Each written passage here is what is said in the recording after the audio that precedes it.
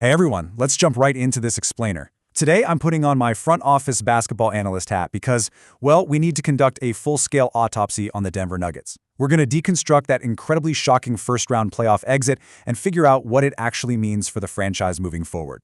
All right, let's get into it. So, here's our scouting report for today's breakdown. First, a shocking first-round exit. 2, the conversion collapse. 3, tactical breakdowns and matchups. 4, the impact of roster absences. And finally, 5, evaluating the franchise's future. Section 1. A shocking first-round exit, from contenders to an early vacation. To really grasp the magnitude of what just happened, you have to think about the stark contrast here. On one hand, you've got a team that absolutely dominated the regular season, with 54 wins. They entered the playoffs as highly realistic title contenders. And on the other hand, the reality. A sudden, abrupt 4-2 elimination in the very first round by the Minnesota Timberwolves. As an analyst, let me tell you, you rarely see a drop-off this severe without some major underlying structural issues. And honestly, no one understands the gravity of this failure better than the franchise cornerstone himself. Nikola Jokic was incredibly candid after the loss. He said, "Definitely if we were in Serbia, we would all get fired." Wow. That perfectly anchors our narrative, doesn't it? It highlights the sheer emotional reality and the incredibly high stakes of this collapse. The players know the expectations, and they know they fell drastically short. All right, Section 2, the conversion collapse. When the shots stop falling, let's get into the statistical deep dive. Now, the regression from Denver's MVP was just jarring. It was almost unbelievable. Historically, Jokic's regular season benchmarks are impeccable. We're talking a career average of 56% from the floor, peaking at a ridiculous 63% for a full season. Before this matchup, he had literally never shot below 47% in a playoff series. Yet, in the first 4 games against Minnesota, which, anchored them into a nasty 3-1 hole, he shot a stunningly poor 39%. A future Hall of Famer just could not get the ball in the hoop. And it gets worse, because he got almost no help from his co-star, 33%. That is Jamal Murray's abysmal shooting percentage for the entire series. He made just 46 of his 139 shots. And in that Game 6 elimination, he missed 13 of his 17 attempts. This is a guy coming off a career-best regular season, averaging over 25 points a game, hitting an absolute brick wall in the postseason. So, what does this all mean? The crucial takeaway is how this individual regression completely destroyed the team's entire identity. In the regular season, Denver boasted an NBA-best 121.2 offensive rating. But in the playoffs, that dynamic Jokic-Murray two-man game, which is the absolute heart of their elite offense, was completely broken. When your top 2 conversion rates plummet like that, your whole system just collapses. Moving on to Section 3, tactical breakdowns and matchups. Minnesota's defensive masterclass. Let's look at the X's and O's of why that system broke down. If you watch the games, you saw this firsthand. Diagnosing the tactical bottlenecks, well, it starts right on the perimeter. Minnesota's breakout two-way star Jaden McDaniels put on an absolute clinic against Jamal Murray. He totally bottled him up, completely removing his ability to create any separation.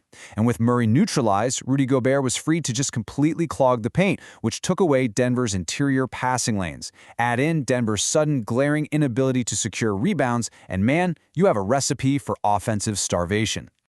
When an offense stalls this badly, naturally eyes turn to the bench. David Adelman just finished his first full season as head coach after replacing Mike Malone right before the playoffs. But Jokic immediately jumped to his defense. He stated, "It's not his fault we couldn't rebound. There's nothing to blame David Adelman. It's all us." The players are rightly taking full accountability here for failing to execute against Minnesota's defensive schemes. Section 4, the impact of roster absences, attrition on both sides. As a front office evaluator, you absolutely have to weigh the injury context fairly. Now, Denver was undeniably hurting. Losing Aaron Gordon to a calf injury was massive. He missed games 3, 5, and 6, and he labored through game 4, looking absolutely nothing like his normal, physically imposing self.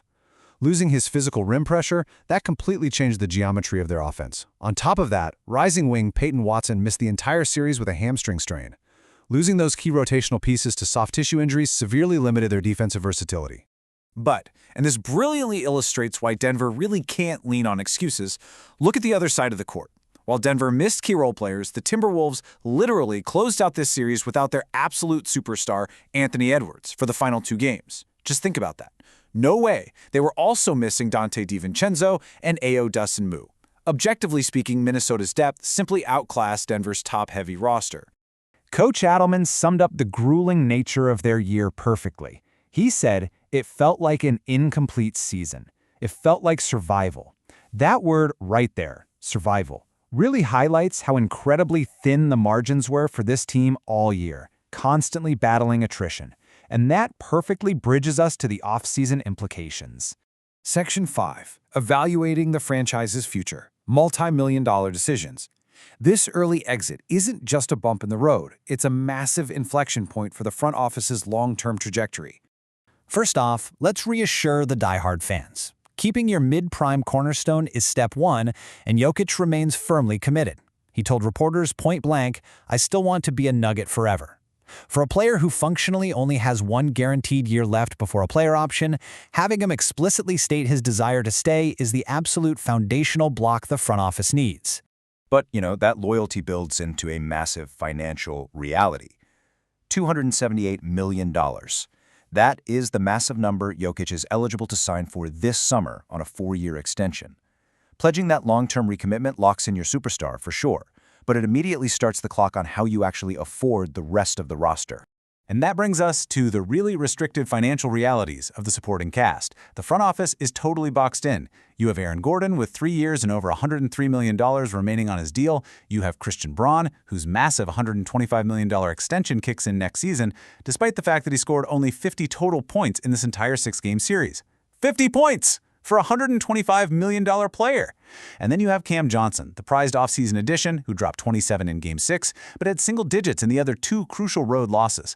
The supplementary help is incredibly expensive and, frankly, inconsistent. Which leaves the front office with an incredibly difficult puzzle to solve this summer.